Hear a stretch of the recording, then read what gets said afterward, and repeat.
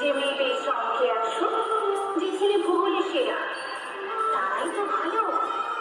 সবাই বলছে হীরের টুকরো এরা। কাগজে তাদের ছবি ছাপা হয়, টিভিতে দেখার মুখ